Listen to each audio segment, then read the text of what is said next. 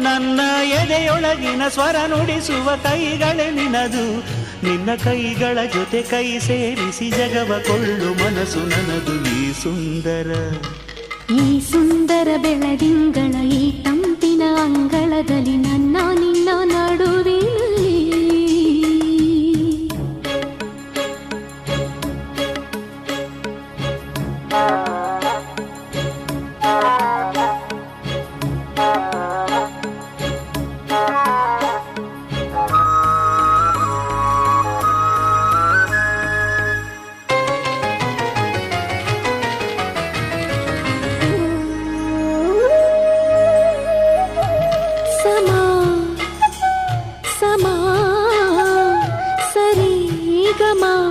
ಸಮಾಗಮ ಇಂಥ ವಿಸ್ಮಯ ಇದೆ ಮೊದಲು.